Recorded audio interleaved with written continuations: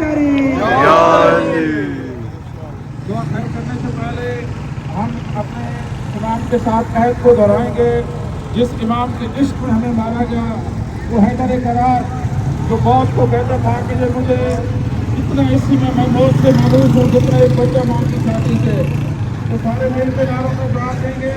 ہم سیاہ کس کے حیدر کے، یہ بھائی تقریر جاری ہے.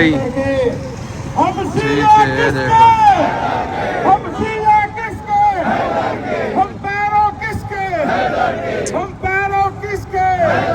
یہ جان فدا ہے، یہ جان فدا ہے، ماں باپ فدا ہے. تیری ذات پہ لڑیں گے یا مہدی، تیری ذات پہ لڑیں گے. اور آخری پیغام ہم حکومت کی جنسیوں کو دینا چاہتے ہیں اسی پلیٹ فارم سے کہ ہم نے خاموشی کے ساتھ 70 سے 80 جنازے دفنا دیے تو ہمیں کمزور نہ سمجھا جائے. ہم نے ملک کے حالات کو مد نظر رکھتے ہوئے خاموشی کے ساتھ ان جنازوں کو دفنا دیا، لیکن ہم ان کو کبھی نہیں بھولیں گے.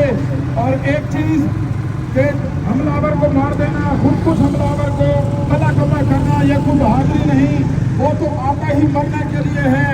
ہمارا حکومت پاکستان سے مطالبہ ہے کہ وہ مدرسے، وہ فیکٹریاں جہاں پر یہ تکفیری نجس عناصر تیار ہو رہے ہیں ان کو فی الفور بند کیا جائے. اور اسلام آباد کے اس حملے کی ساری ذمہ داری ان پر جاتی ہے جنہوں نے تکفیری عناصر کو اسلام آباد کے اندر جلسوں کی اجازت دی. اگر وہ آپ کلپ اٹھا کر دیکھیں تو ان کے نجس منہ سے نکلا وہ ایک ایک جملہ جو ہمارے خلاف بولا گیا، ہمارے رہبروں کے خلاف بولا گیا، ایک ایک جملے پر ایف آئی آر بنتی ہے. ان خنزیروں پر ایف آئی آر کیا جائے. ان تمام شہیدوں کے وہی ذمہ دار ہیں. اس کے بعد آخری نعرہ ہم وقت کے اپنے علم بردار اپنے رہبر کے ساتھ تجدید عہد کریں گے. اگر ہم دنیا میں سہمیت کو کم و کما سکتے ہیں تو تکفیری ہمارے لیے کچھ بھی نہیں. ہم اپنے رہبر سید علی خامنہ ای سے عہد کرتے ہیں اور ہم یہ ٹرمپ کو اور ان کے گماشتوں کو بتانا چاہتے ہیں کہ اس وقت کا شیعہ کوئی شیعہ نہیں ہے کہ اگر اس کا امام گھیر کے مارا جائے اور وہ خاموشی سے بیٹھا رہے گا، یہ میدان میں اترے گا اور اس گردن تک ہاتھ پہنچنے سے پہلے یہ اپنی گردن بتا دے گا.